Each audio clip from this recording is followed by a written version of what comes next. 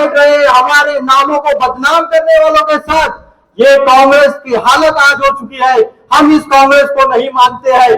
कांग्रेस को हमसे कोई नहीं छीन सकता है। मैं आपको बता दूं, हमारा हाल ये है, जो कांग्रेस को छोड़ रहेंगे, फूलों की तरह जीनते गुलजार रहेंगे। सौदा नहीं कर सकते हम अपनी अना का, खुददार थे खुददार है खुददार रहेंगे। और मैं उस्मानी साहब के बारे में बता दूं, उस्मानी साहब का नाम जब हमारे जहनों में आता है तो एक और नाम हमारे दिमाग में चलता है, और वो नाम है औरंगाबाद। औरंगाबाद और हिशाम उस्मानी एक संगम बन चुका है। इनको यहाँ के और आपके हर दिल अजीज उम्मीदवार हिशाम उस्मानी साहब, दीगर जो हमारे साथी, जिनमें रशीद पटेल साहब, मजीद पटेल साहब, मुजीब पटेल साहब, एडवोकेट अली साहब, अहमद पटेल, ओवैस पटेल साहब, रऊफ पटेल साहब, संजय वाघमारे जी, मुजीब पटेल साहब, अफरोज काजी साहब, डॉक्टर हनीफ, नजीर साहब, फारूकी साहब, डॉक्टर रियाज, फारूक भाई, नौजवान भाई बैठे हैं, सबको मेरी तरफ से प्यार भरा सलाम। इलेक्शन का सिलसिला महाराष्ट्र में शुरू हो चुका है और आखिरी मरहले में दाखिल हो रहा है। औरंगाबाद के साथ मेरा एक रिश्ता है, जज्बात का रिश्ता है। औरंगाबाद वो जगह है जहां प्यार मोहब्बत के साथ साथ हमारी सकाफत, हमारा विरसा और हमारा कल्चर वाबस्ता है। यहाँ हर कोई जाति के साथ रहने वाला इंसान प्यार और मोहब्बत के साथ रहता है। हम कश्मीर से देख रहे हैं, जम्मू कश्मीर एक ऐसी जगह है जिसके बारे में महात्मा गांधी ने 1947 में कहा था, जबकि पूरा बर्फ में कर रहा था, लेकिन कश्मीर में हमने हिंदू मुस्लिम सिख इतिहास का भाईचारा हमें रखा।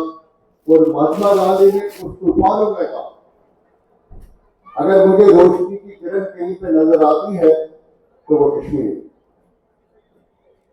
और कश्मीर से जब हम देखते हैं, औरंगाबाद में भी ये परंपरा कायम रही, लेकिन बदकिस्मती से कई सालों से नफरत के पुजारियों ने यहाँ पे भाई को भाई का दुश्मन बनाने की ठान ली। मजहब के नाम पे सियासत की जा रही, मजहब के नाम पे इंसान को इंसान से कटवाया जाता है,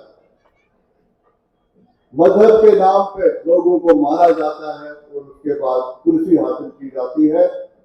ये तमाशा हम पिछले कई दहाइयों से देख रहे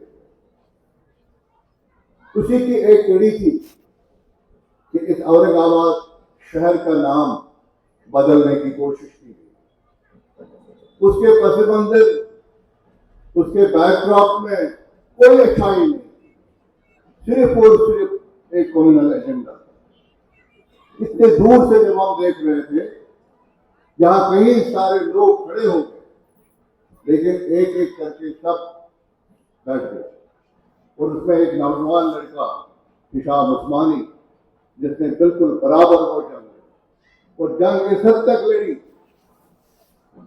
ना आगे देखा ना पीछे देखा, कोर्ट का रुख किया, हाईकोर्ट में चले गए, हाईकोर्ट में नाकामी दिखी, सुप्रीम कोर्ट में चले गए, और हम वहां से देख रहे थे इस नौजवान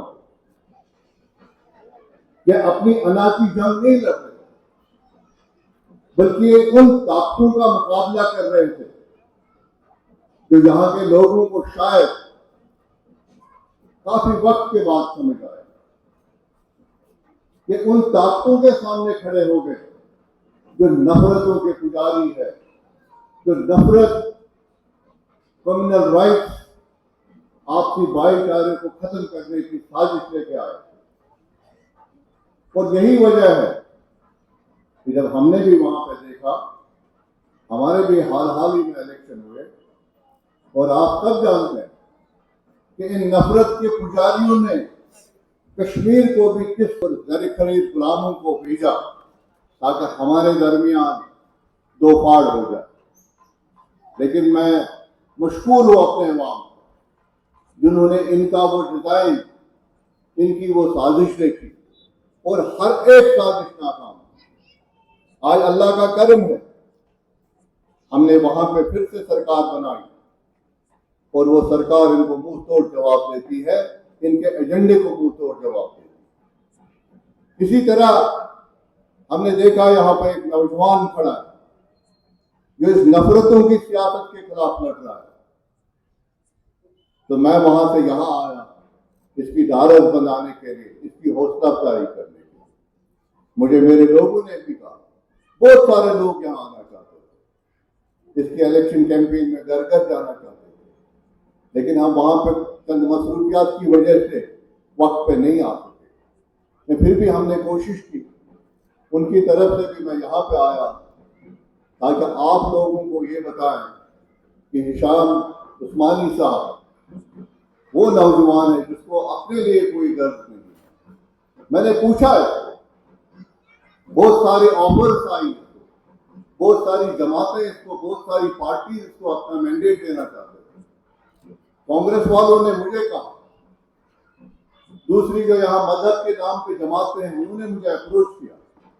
मैंने समझाने की कोशिश की, इसने कहा नहीं, मुझे कोई लालच नहीं, मुझे इस शहर के लिए लड़ना है। अगर मैं किसी जमात के साथ वाबस्ता हो जाऊं, अगर मैं किसी जमात के साथ उसका मैंडेट ले लूं, फिर मैं बात नहीं कर सकता, फिर मुझे उस जमात के डिसिप्लिन में रहना पड़ेगा, और मैं अपने लोगों के बीच जाऊंगा। अगर वो मुझे एतमाद देते हैं तो मैं मरहबा करता हूं इस नौजवान। ये उन लोगों में से नहीं है जो मजहब के ठेकेदार बने, चाहे वो भाजपा में बने हैं, चाहे वो दूसरी तरफ बने। बातें तो बहुत अच्छी करते हैं, लेकिन दर पर्दा सौदा करते हैं। यहां बड़े सारे लोग दावेदार है, मजहब की आड़ में आपके सामने आते हैं, मजहब के नाम पे फुतवे सादर करवाते हैं, बड़े बड़े मौलाना हजरात से फुतवे सादर करवाते हैं, और उसके बाद ये कहा जाता है फलानी को वोट दे, फलानी को ना दे। लेकिन जब उनका माजी देखते हैं हम, जब आहनत रसूल सल्लल्लाहु अलैहि वसल्लम हमारे पैगंबर की बेइज्जती की गई और जिन बदबख्तों ने बेइज्जती की, ये लोग वहां चले गए और उनके पांव छूने के लिए गए, कोई प्रोटेस्ट नहीं किया। लेकिन यहां से दावेदारी करते हैं हम मजहबी ठेकेदार है, हम मजहब के दावेदार। मुझे अफसोस होता है कितना धोखा देंगे ये अपनी कौम को, कितना झूठ बोलेंगे। इनकी अंडरस्टैंडिंग है भारतीय जनता पार्टी के लोगों के साथ, वो इनको पीछे हर जगह पे अपने कैंडिडेट खड़े करवाते हैं। जो अभी पिछला इलेक्शन हुआ पार्लियामेंट का, लोकसभा का इलेक्शन जो हुआ, उसमें 74 जगह पे अगर ये लोग कैंडिडेट खड़े ना करते तो शायद सेकुलर ताकतें वहां से इलेक्शन जीत जाते, और आज भाजपा की सरकार मरकज हिंदुस्तान के अंदर दिल्ली में नहीं होती, आज शायद सेकुलर फोर्सेस की सरकार होती। लेकिन बदकिस्मती से जो मजहब के दावेदार है, मजहब के ठेकेदार हैं, ये मुसलमानों के नाम पे उनके कैंडिडेट खड़े करते हैं और उसके बाद फतवे सादर कराते हैं। बेचारा जो मुसलमान वो इनोसेंट है, उसको समझ नहीं आता है, और वो वोट उनके हक में डालते हैं। वही वोट सेकुलर ताकतों को कम होते हैं, और यहाँ पे ये भारतीय जनता पार्टी वाले लोग सरकार बनाते हैं। तो मेरी गुजारिश है आप सब लोगों से कि इन डिजाइन को देखें, इन साजिशों को देखें, और अगर आज आपके सामने एक नौजवान खड़ा हुआ है जो बेलोस खिदमत करना चाहता है, जो आपकी आवाज बनना चाहता है, जो इस शहर के नाम के साथ अपने आप को जिसने जोड़ा हुआ है, जिसने ये नहीं देखा कि मुझे कहां से पैसा आएगा, अपने जेब से पैसा लगाया और केस लड़ा यहाँ की इज्जत का, यहाँ की आबरू का, मैं आप सब लोगों से गुजारिश करता हूं 20 तारीख को निकलिए और इसका 24 नंबर का जो निशान है सिलाई मशीन, उस पे जोक करके वोट डालें। मैं आपके जरिए उन तमाम माओं बहनों को भी गुजारिश करना चाहता हूं जो यहाँ हमारे दरमियान मौजूद नहीं है, उनको भी गुजारिश करें कि मैं इतनी दूर से आया हूं। मैंने इनको कहा कि अगर पहले आपने सभाओं का इंतजाम किया होता, मेरे साथ और भी काफी सारे लीडर आते, इनकी मदद के लिए आते, और सब लोग चाहते हैं, वहां भी चाहते हैं, दुआएं करते हैं कि कामयाब हो जाए। मैं इन्हीं अल्फाज के साथ आपका शुक्रिया अदा करूंगा। आप आए, आप उनको सुन रहे हैं। बस ये गुजारिश मेरी तरफ से रखिएगा, 20 तारीख को निकलिए और 24 नंबर बटन सिलाई मशीन पे अपना वोट डालिए और इस नौजवान की हौसला अफजाई करें ताकि आगे चलकर आपकी खिदमत करे, यहाँ के लोगों की आवाज बने। शुक्रिया। अस्सलाम वालेकुम। उससे मैं बिल्कुल भी अपने आप को दस्तबरदार नहीं करूंगा, इसीलिए इंडिपेंडेंट जाना चाहता हूं। अब बात करें इसके ऊपर, और तो केस लड़ते लड़ते ये समझ आया कि 1953 की गाइडलाइंस है जिसके तहत पूरे मुल्क में शहरों के नाम बदले जा रहे हैं। अगर कोई चाहे तो गूगल करके पढ़ सकता है, जिसको हम रॉक प्रिंसिपल्स कहते हैं 1953। उसमें पहला चीज ये लिखी कि अगर किसी शहर का नाम बदला जाना है तो उसके लिए विधानसभा में बिल लाया जाना ये जरूरी है, और विधायक के जरिए लाया जाना चाहिए, एमएलसी के जरिए नहीं, एमपी के जरिए नहीं। ये विधानसभा में बिल लाया जाएगा, उस पर चर्चा होगी, चर्चा के बाद अगर वो बिल एक सिंपल मेजॉरिटी से पास हो जाता है तो ये केंद्र के पास जाएगा मंजूरी की। अब बात करते हैं आगे, अगर ये हमको करना है, उसके नीचे फिर कई कंडीशंस लिखी है कि किसी शहर का नाम बदला जाना है तो वो हिस्टोरिक जगह नहीं होनी चाहिए, एक उसी नाम का कोई गांव भी उस सूबे में नहीं होना चाहिए, महापुरुषों के नाम पे नहीं रखा जाना चाहिए, और उसका डिटेल रीजन दिया जाना चाहिए, भाषा के आधार पे, प्रांतवाद के आधार पे नाम नहीं रखा जाना चाहिए। ये सारी कंडीशन है जिसका इन लोगों ने उल्लंघन किया है। हमारा केस इसी पर है कि इन्होंने सारा प्रोसीजर फॉलो नहीं किया। जो महाराष्ट्र लैंड रेवेन्यू एक्ट है महसूल का, उसका इन्होंने प्रोसीजर फॉलो नहीं किया, जिसको एक तरीके से उड़ाने की कोशिश की जा रही। लेकिन सबसे पहली बात ये निकल के आती है कि विधायक द्वारा बिल लाया जाना चाहिए, एमएलए के जरिए बिल लाया जाना चाहिए। आप सोच सकते हैं कि कांग्रेस का, राष्ट्रवादी का, शिवसेना का, या शिंदे गट का, या अजितदादा गट का, या बीजेपी और कोई पार्टी का कोई एमएलए बिल लाने की कैपेसिटी में है। यहां तक कि एमआईएम का भी कोई एमएलए या एमपी बिल लाने की कैपेसिटी में नहीं। ये बात मैं किस उस पर कह रहा हूं। 2.5 साल से एमआईएम के 2 एमएलए सदन में बैठे रहे, दुनिया साइड से, यहां से नहीं थे, वहां से। लेकिन इन 2.5 सालों में उन्होंने क्या कुछ औरंगाबाद के नाम के बारे में बिल तो छोड़िए, नाम भी नहीं दिया। एमपी साहब उन्होंने एक ऑब्जेक्शन नहीं दिया होम मिनिस्ट्री के अंदर, क्योंकि होम मिनिस्ट्री में ऑब्जेक्शन दिया जाना जरूरी था। होम मिनिस्ट्री में ऑब्जेक्शन दे दिया होगा तभी केंद्र के पास मंजूरी के लिए गया, तो शायद ये प्रपोजल जो था वो डिस्प्यूट में पड़ जाता और एनओसी नहीं आती।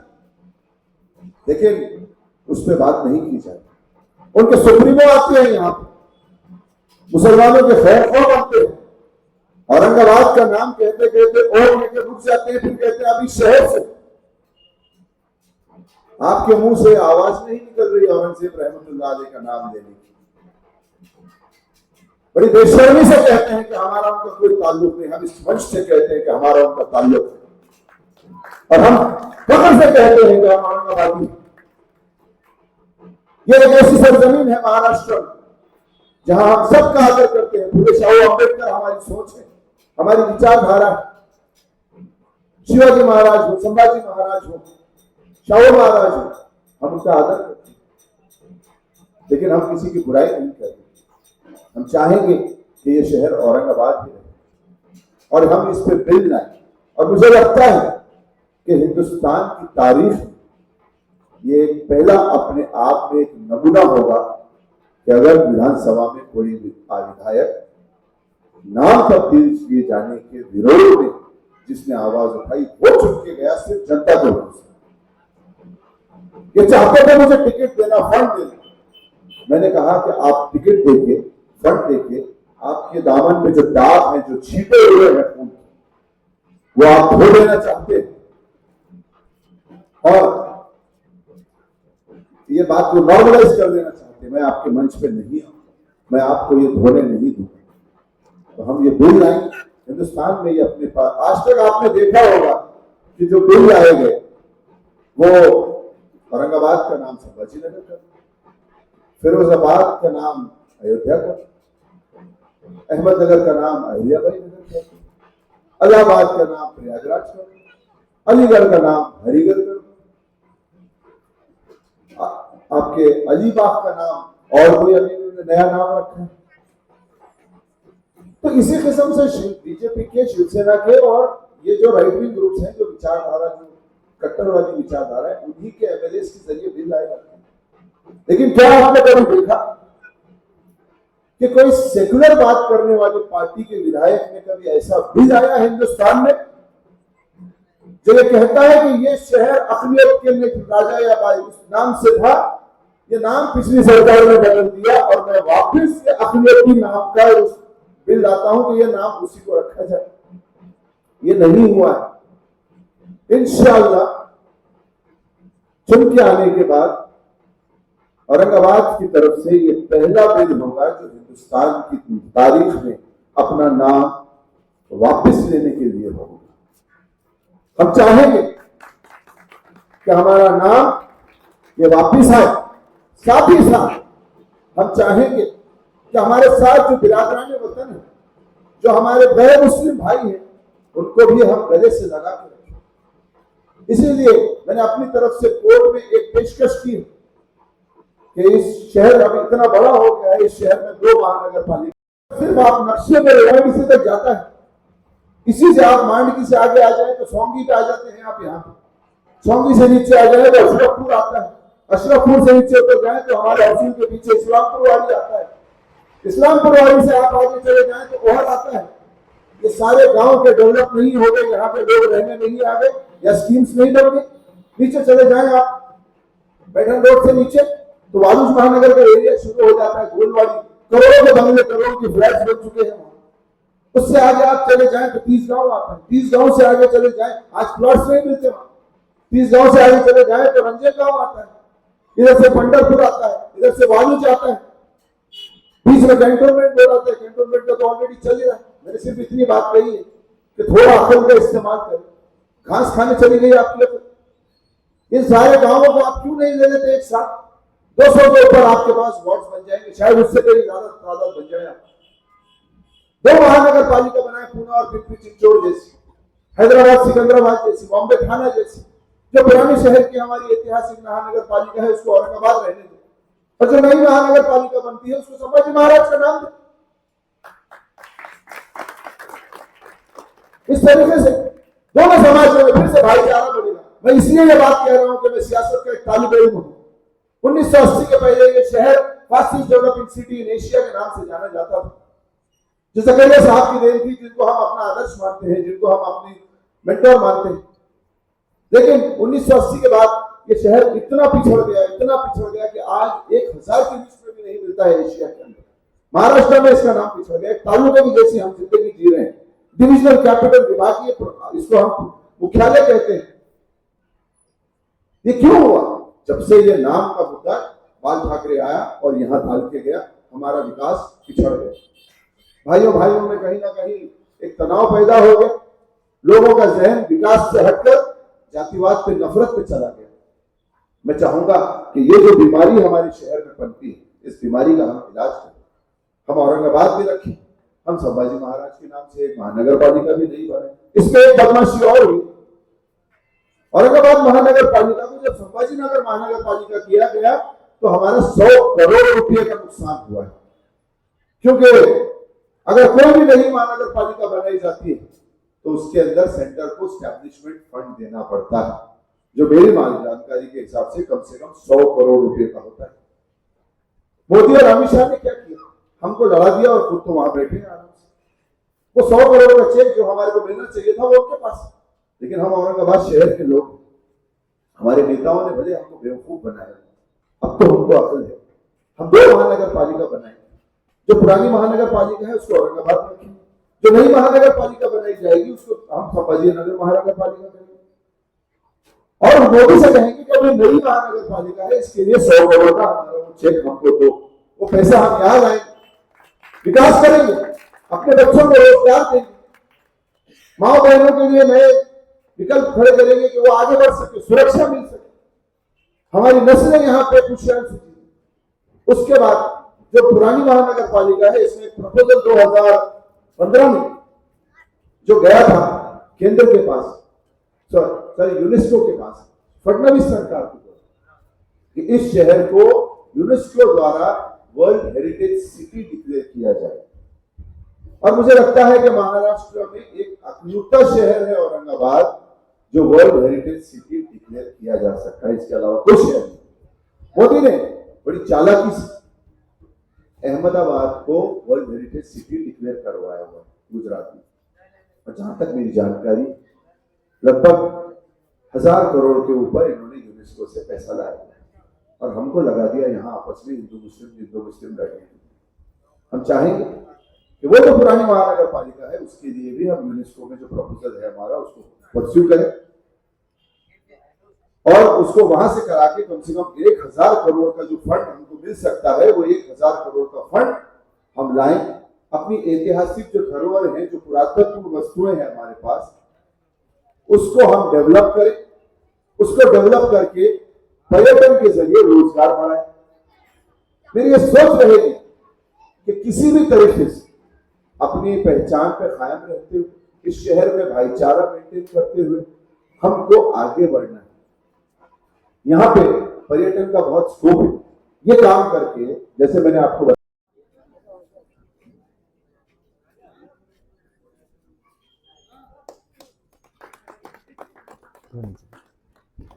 हमारे हरदिल अजीज